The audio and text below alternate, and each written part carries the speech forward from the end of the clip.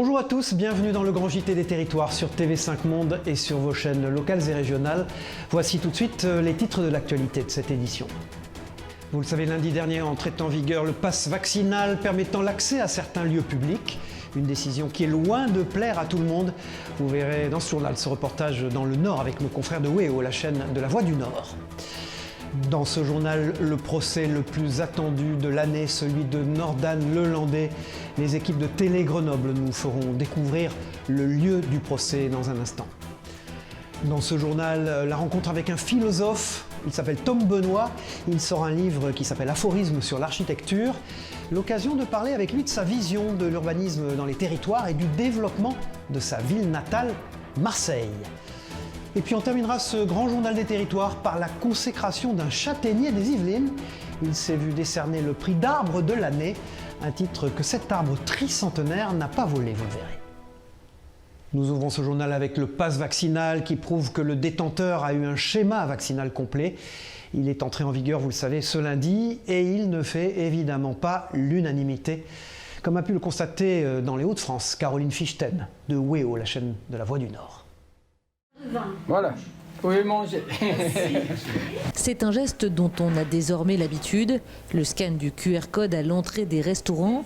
Sauf qu'à partir de ce lundi, c'est le pass vaccinal que les clients doivent présenter et tous n'y sont pas favorables. Moi je suis contre parce que je trouve que c'était bien que les gens vaccinés puissent, de toute façon sont vaccinés c'est bien, et que ceux qui n'étaient pas vaccinés se faisaient tester, à la limite c'était plus sûr quoi. Faut qu'ils se fassent vacciner et on va s'en sortir. Voilà. C'est pas une contrainte en fait, on sort le petit papier et il faut le faire quoi. De toute façon c'est important, c'est la santé de tous quoi. À Amiens, comme partout ailleurs, les avis sont partagés. Ce pass vaccinal est parfois perçu comme une privation de liberté, une manière déguisée de forcer les gens à se faire vacciner. On aurait dû plutôt essayer de persuader les gens plutôt que de les forcer. Parce que le côté forcé, comme ça suppose une privation de liberté. Et ça, c'est presque intolérable pour un citoyen. Voilà. Je pense que c'est une bonne chose, mais temporairement, parce que effectivement, ça peut être... c'est discriminatoire à quelque part et du coup, c'est pas quelque chose qui doit rester dans le temps. Autre lieu concerné par la mise en application du pass vaccinal, les salles de sport. Ici, pas de grand changement par rapport à avant.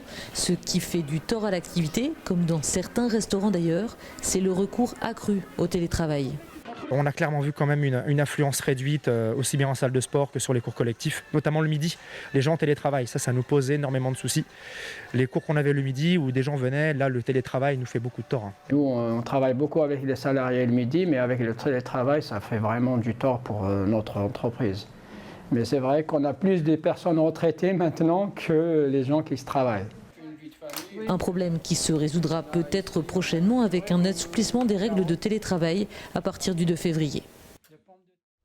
Voilà, ce pass vaccinal est entré en vigueur une fois qu'il a été validé par le Conseil constitutionnel, une institution présidée par Laurent Fabius, qui était l'invité jeudi dernier de l'émission Face au territoire sur TV5 Monde, et dans laquelle il a insisté sur le rôle important des territoires. Écoutons-le. Je crois beaucoup, c'est le sens de votre question, à la force des territoires, mais je ne serais pas étonné si dans le futur, il y a une nouvelle phase de décentralisation. Mais évidemment, ça appartient aux autorités politiques responsables. Pourquoi ? Pour donner plus de pouvoir au territoire, pour donner plus de marge de manœuvre, plus de possibilités de décider ? Parce que je crois qu'un des paradoxes de la situation aujourd'hui, c'est qu'à la fois les phénomènes sont de plus en plus interconnectés, que ce soit au niveau national ou au niveau mondial, et en même temps qu'on a besoin d'autonomie et d'initiative. Et c'est vrai que les initiatives sont souvent prises au niveau local. C'est vrai pour les régions, les départements ou les communes. Bien évidemment, la France doit être une unité, mais je crois à cette dynamique locale et on voit tout de même beaucoup d'initiatives être prises dans les différentes régions. Voilà, dans ce journal, je vous propose d'entendre maintenant le cri d'alarme de Philippe Tribaudot. Cet homme souffre d'une électrosensibilité. Il est obligé de vivre loin de toute pollution électrique et ce n'est pas si simple dans notre monde actuel. Vous l'imaginez, il s'est donc installé dans une caravane sur un terrain communal.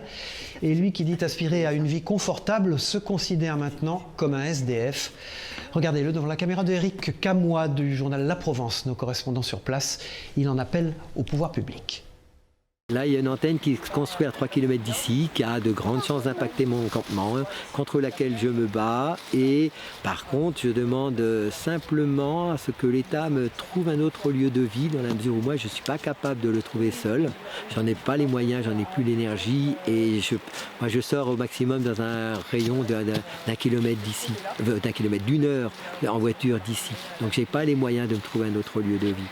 Donc, je demande à l'État de faire un moratoire, le temps qu'avec ses services, on trouve une solution pour me reloger ailleurs.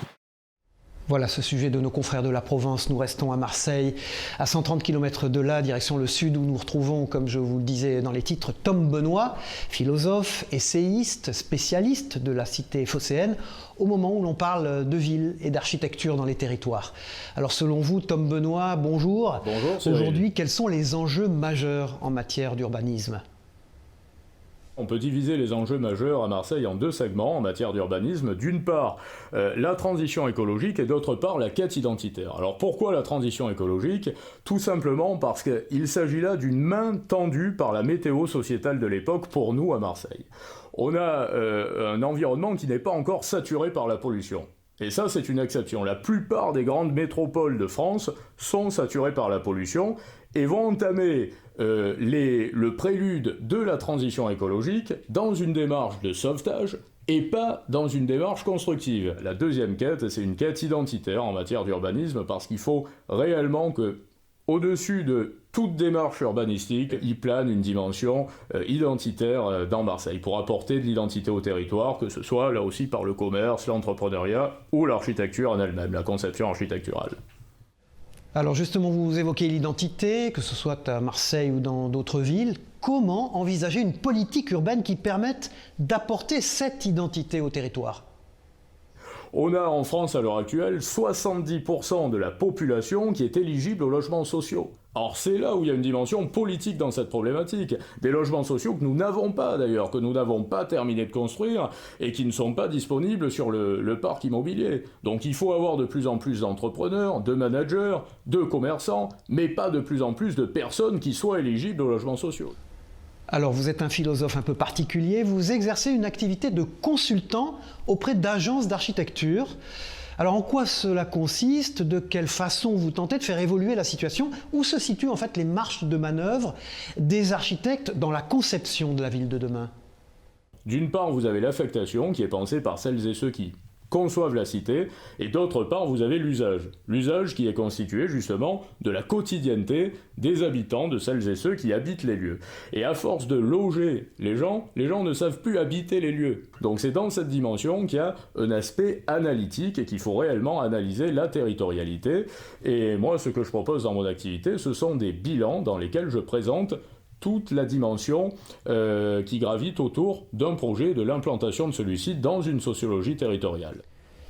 Dernière question, Tom Benoît, je sais que vous êtes un sportif, un boxeur même. Alors à propos de la volonté de Renaud Muselier, le président de la région Sud, de présenter la candidature de votre région aux Jeux Olympiques d'hiver pour 2034 ou 2038, est-ce que vous pensez que c'est une bonne idée et qu'il s'y prend bien ? Je pense que l'investissement de près de 200 millions, je crois, dans le ski d'ici à 2034 ou 2038 représente une plus-value pour un sport bien particulier, pour un périmètre bien particulier de la région, mais là aussi qui ne représente pas spécialement le caractère sportif et identitaire de la région PACA, et pas réellement le sport en général sur la région PACA. Voilà pourquoi je n'aurais pas fait ce choix. Ce n'est pas dramatique pour autant, mais je n'aurais pas fait le même choix que Renaud Muselier. Merci Tom Benoît, vous étiez en direct de Marseille et je rappelle, vous êtes l'auteur du livre Instinct mimétique et solitude asservie, préfacé par Rudy Rissotti. Merci Cyril. Merci à vous. Sans transition, je vous le disais dans les titres, le 31 janvier s'ouvre pour 3 semaines le procès de Nordan Lelandais, accusé de l'enlèvement et de l'assassinat de la petite Maëlys, alors âgée de 8 ans. Luna Dalivilliers de Télé Grenoble a pu visiter le lieu où se tiendra le procès le plus attendu de ce début d'année. On part pour Grenoble. C'est ici que sera jugé Nordan Lelandais à compter du 31 janvier prochain. C'est ici, dans cette salle, que tout va se jouer pour l'homme accusé de l'enlèvement et du meurtre de Maëlys de Haraujot. Un procès hors norme qui s'étale sur 3 semaines et pour lequel la Cour d'appel de Grenoble se prépare depuis 1 an et demi. L'accusé sera présent dans ce box qui est sécurisé. Vous aurez donc sur sa droite, vous aurez ici le greffier qui sera chargé de prendre en charge donc, tous les actes d'audience. La partie principale qui sera composée du jury avec la présidente et les jurés qui seront installés sur cette partie-là.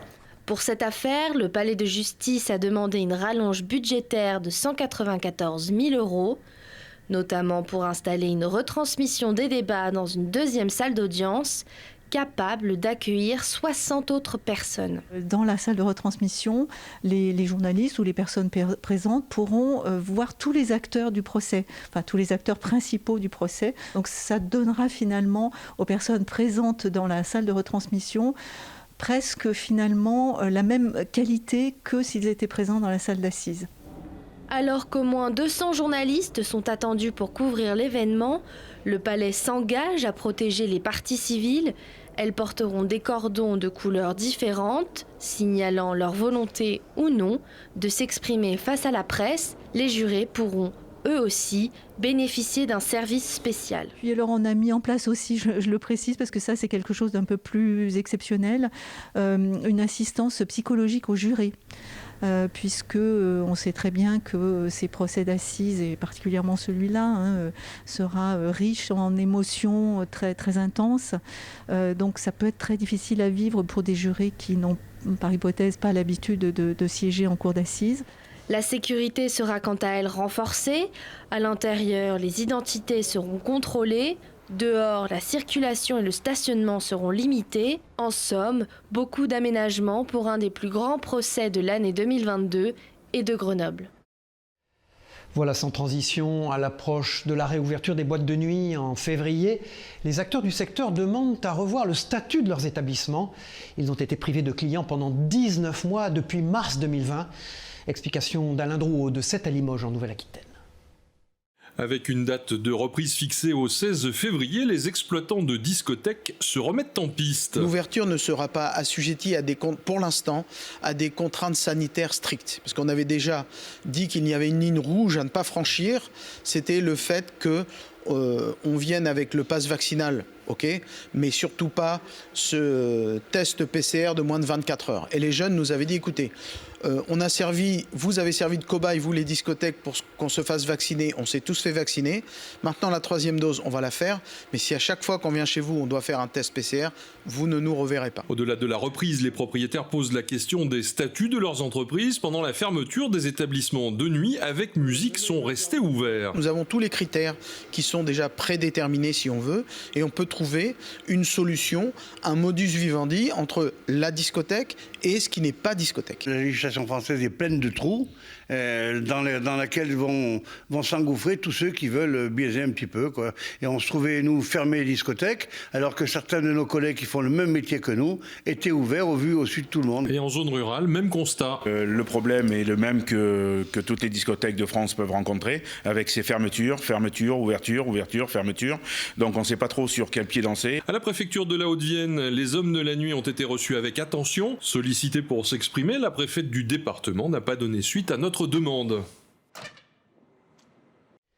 Voilà, et puis nous partons en visite au centre spatial de Toulouse maintenant, dans ce grand JT des territoires, où Thomas Pesquet a répondu aux questions de Clément Gassi du groupe La Dépêche, notre partenaire. Et vous allez le voir, le célèbre astronaute a le même objectif qu'un certain Tintin. Regardez. La Lune, alors quand je dis c'est notre objectif, je vais mettre ça au pluriel parce que c'est au sein de l'Agence spatiale européenne et avec le rôle que joue la France évidemment en tant que leader sur ces thématiques-là au niveau européen. Nos partenaires américains, tout le monde se met d'accord en fait. Pour une fois, c'est pas si facile que tout le monde pousse dans le même sens, mais on sait que, alors à terme, on veut aller sur Mars. On a des questions fondamentales auxquelles on va répondre sur Mars, mais l'étape nécessaire, c'est la Lune. Et comme je le disais tout à l'heure, c'est bientôt. C'est aujourd'hui un vol avant la fin de l'année, un vol non habité et les chances de 2 ans, un vol habité autour de la Lune et puis ensuite la surface et ça va aller très très vite. Voilà, nous ouvrons une page écologie dans ce journal. Aix-les-Bains, Quimper, Troyes, de nombreuses villes en France ont adopté la collecte des déchets recyclables à cheval. Anthony Piton de LMTV s'est rendu sur place au Mans, ville à avoir également adopté cette méthode aussi insolite qu'écologique. Il a fait la connaissance de Doupette, un robuste percheron. Regardez ce reportage. Ce drôle de bruit dans les rues du Vieux-Mans, c'est celui de Doupette de Lucé, une jument percheronne de 9 ans qui débute sa tournée hebdomadaire. Depuis le début d'année, elle vient ici chaque mardi matin collecter les déchets recyclables. Il faut des chevaux qui soient quand même endurants parce que la tournée il y a quand même le travail, il ne faut pas oublier que c'est un vrai travail, donc il faut de l'endurance et puis beaucoup de calme et de sang-froid. Voilà, il faut que la jument soit capable d'attendre en toute situation, qu'elle reste calme et posée et qu'elle ait confiance en nous également. Dans ce quartier aux ruelles étroites, l'accès est difficile pour les camions bennes classiques. L'hippomobile, elle, se fraye bien plus facilement un chemin dans ce quartier historique. C'est super, en tout cas ça fait du bien de voir un animal dans les rues du Vieux-Mans. Ça fait moins de pollution déjà, ça évite les camions de venir par ici. Puis je sais pas, c'est sympa quoi. Du côté de la municipalité, la démarche se veut avant tout éco-responsable et incitative. Il y a un rapport de l'animal franchement avec les gens qui apporte le plus et qui incite plus encore à faire trier comme ça et à ramasser le tri sélectif. La tournée est prévue pour durer 2 heures, mais en fait c'est bien plus. Christine doit s'arrêter souvent pour répondre à toutes les attentions que suscite Doupette. La semaine dernière, par exemple, il y a un monsieur qui avait, enfin un couple, en tout cas une famille, qui avait laissé une carotte sur le sac pour la jument, donc ça fait plaisir, voilà. Et puis les gens, ils remercient la jument en passant, ils lui disent bonjour. Le cheval est un vrai lien social. Il faudra s'habituer au bruit des chevaux au Mans. La mairie étudie déjà l'extension de ce mode de collecte à d'autres quartiers du centre-ville. Voilà, dans ce journal, nous vous parlons régulièrement du phénomène qui touche les côtes françaises, celui de l'érosion. Sur le bassin d'Arcachon, nous nous rendons maintenant, on se sert, vous allez le voir, de malheureux sapins de Noël pour essayer de la contrer. Tout le monde est mis à contribution, comme vous allez le voir dans ce reportage signé Franck Poirot de TV7, la chaîne du groupe Sud-Ouest. Plage de la Salie, nord, à la Teste, les enfants du conseil municipal des jeunes déplacent les sapins de Noël sur le sable de la dune. Ils les placent les uns à côté des autres, le pied vers l'océan, la tête vers la dune. Le sable, quand il va venir, faire les tempêtes, il va se coincer dans les arbres et ça va faire monter la dune, comme ça. Pour la 3e année consécutive, l'Office national des forêts et la ville de La Teste installe des sapins de Noël pour lutter contre l'érosion des dunes. Système de brise-vent, plantation d'Oya, ces grandes herbes que l'on trouve sur les dunes de sable du littoral atlantique, ces sapins de Noël viennent compléter d'autres dispositifs existants pour retenir le sable.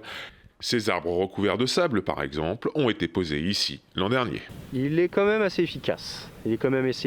Après, chaque support va avoir une utilité. Donc là, le sapin, lui, va stocker dans un premier temps plutôt devant et après sur la partie arrière. Un brise-vent type ganivelle va plutôt stocker sur la partie arrière dans un premier temps. Donc ils vont chacun avoir un petit peu leur spécificité, mais le sapin est très très efficace. Ces sapins luttent contre l'érosion éolienne et pas l'érosion marine qui creuse des falaises lorsque la météo tourne à la tempête. En revanche, en captant le sable, ces arbres peuvent aider à rattraper le profil des dunes, leur redonner un profil plus aérodynamique pour mieux résister aux assauts de la nature. Puisque l'objectif, c'est que ce sable se stabilise ici et ne passe pas derrière la dune qui est à ma gauche. Sans quoi, ça étouffe les plantes et plus particulièrement les oyas. Donc c'est très efficace ce que nous faisons là. L'an dernier, la commune de La Teste avait posé 19 bennes de sapins sur les dunes de la plage de la Salie Nord. Cette année, 35 bennes ont été récupérées. Les sapins qu'elles contiennent posés sur le sable devraient permettre de fixer 1,2 km linéaire de dunes. En moyenne, sur cette plage testerine, le recul du trait de côte oscille en fonction des années et de la météo entre 4,3 et 15,2 mètres par an. Voilà, après le sapin, un autre arbre dans ce journal, et pas n'importe lequel, puisqu'il s'agit d'un châtaignier de la Selle-Saint-Cloud dans les Yvelines, qui s'est vu décerner par l'Office national des forêts le titre d'arbre de l'année 2021. L'équipe de TV78 nous emmène rencontrer la star des arbres, née sous le règne de Louis XIV tout de même, regardez. Il est grand et majestueux et a ses propres fans. La star du jour, c'est ce châtaignier de la Selle-Saint-Cloud. Fier de ses 18 mètres d'envergure, il pose devant les appareils photo des Yvelinois venus en grand nombre pour le voir. La raison ? il vient de remporter le titre de l'arbre de l'année. Je l'ai vu dans les magazines, mais je me suis dit je vais le prendre en photo moi-même. Ce châtaignier faisait partie d'une plantation qui a été faite sous Louis XIV. Il y avait 350 châtaigniers dans ce quartier. C'est le seul survivant. Il était exploité pour deux choses. D'une part, pour les châtaignes, on faisait de la farine de châtaigne pour se nourrir. Et par ailleurs, comme il y avait des vignes sur les coteaux de la région parisienne et dans ce quartier en particulier, on étêtait régulièrement l'arbre pour faire les échalas, qui sont les piquets supports des ceps de vigne. Un arbre qui surprend les curieux visiteurs par son physique. Il fait quand même 4 mètres de large, il est énorme, il a une très grande envergure et il est beau et je reviendrai le voir avec des feuilles. Les branches sont très harmonieuses et puis le tronc il est quand même spécial, il est vrillé. Et puis il a 350 ans. Hein. Ce châtaignier âgé de 330 ans est situé dans un quartier résidentiel au nom tout trouvé, la Châtaigneraie. Il n'y a pas que moi qui suis fier, l'ensemble de la ville est fier. Les gens du quartier tout particulièrement, puisque c'est le symbole de leur association, une association de quartier très vivante, qui connaît bien cet arbre, qui le surveille attentivement en espérant qu'il ne tombera pas malade, que ses branches ne seront pas cassées. Il a 330 ans, un châtaignier ça peut vivre 1000 ans, donc sa prochaine étape c'est de doubler le nombre d'années qu'il a déjà. Et ce n'est pas fini pour lui, il représentera la France au concours de l'arbre de l'année européen en 2022. Voilà, comme vous le savez peut-être, la bonne vieille chaudière au fioul sera interdite dans notre pays le 1er juillet prochain. Alors comment remplacer le précieux combustible? Réponse avec Jean Colonna et Clara Marley de Télépaésé en Corse qui ont rencontré pour nous un fabricant de granulés bois. Regardez. Le granulé bois et le bois en général sont les énergies les moins chères en Corse et de partout ailleurs. Et donc ce qui hier pouvait être un frein, c'est-à-dire justement l'absence de granulés, pouvait être un frein pour l'investissement et pour l'équipement de systèmes de chauffage à granulés bois. Aujourd'hui, ça ne l'est plus puisqu'il y a une usine qui en fabrique. Le choix, il est pertinent parce qu'économiquement, on est sur des choses qui coûtent très peu cher. Donc 15 kg de granulés qui correspondent à peu près à une journée et demie de chauffe pour un poêle. Ça coûte 3,90 €, donc c'est-à-dire très peu. Voilà, et puis pour tous ceux qui passent leur nuit sur les jeux vidéo, sachez que la filière recrute. Alors pour accompagner son développement fulgurant, la région Auvergne-Rhône-Alpes a débloqué une aide de plus de 500 000 € pour ce secteur. Un soutien bien utile, comme l'a vu Manon Roche de TL7, la chaîne de la Loire, qui s'est invitée dans un studio de jeux. Regardez. 1 milliard de chiffre d'affaires par an, c'est ce que le jeu vidéo rapporte dans la région. À partir du mois de mars, 516 382 € seront distribués aux sociétés adhérentes, aux organismes de l'OPCO ou de l'AFDAS. Une aide qui fait du bien aux entreprises, comme ce studio stéphanois qui cherche à recruter pour finir de développer son jeu vidéo. L'objectif, c'est de faire des formations et évidemment d'aider nos futurs recrutements avec leur formation, surtout qu'on a des grosses contraintes sur notre projet actuel, des contraintes graphiques, artistiques, et aussi sur l'interface du jeu. On a un développeur, un très bon développeur, mais on aurait besoin d'un soutien évidemment, et donc deux personnes dans la partie un peu plus graphique. Le but étant de mieux former les salariés et d'améliorer le recrutement. Le marché sera donc plus développé, mais est-ce que ça va vraiment aider les petites entreprises ? Il faut savoir que dans cet univers, vous avez des grands studios type Ubisoft, qu'on a à Villeurbanne ou Annecy, et vous avez aussi des petits studios qui sont en pleine croissance. Et il suffit que vous ayez un jeu sur une plateforme, et tout de suite, votre jeu il peut être téléchargé par une personne comme par des millions. Et donc, un petit studio peut s'adresser tout de suite à un marché mondial et tout de suite cartonner. La région Auvergne-Rhône-Alpes souhaite alors devenir une grande région du jeu vidéo en Europe d'ici quelques années. Voilà, et puis sachez que les musées français se mettent de plus en plus à organiser des prix littéraires. Ainsi, à Paris, le musée Guimet a décidé d'un prix de la littérature asiatique.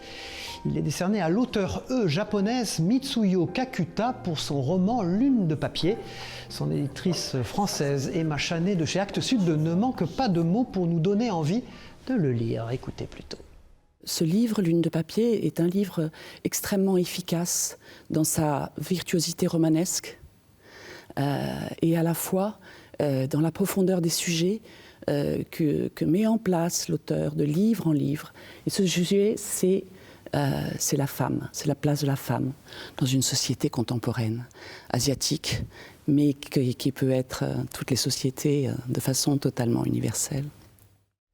Voilà, et puis pour finir ce journal et pour rêver un peu, vous découvrez sur des images d'Hervé Zorgnotti de Monaco Info quelques-uns des 177 lots de montres mis en vente aux enchères par Antiquorum à Monaco le 18 janvier dernier. Une vente prestigieuse qui a rapporté plus de 6,4 millions d'euros. Elles sont vraiment magnifiques. Voilà, merci d'avoir suivi le Grand JT des Territoires sur TV5 Monde et vos chaînes régionales et locales de la TNT. On se retrouve très vite pour une prochaine édition. Au revoir à tous.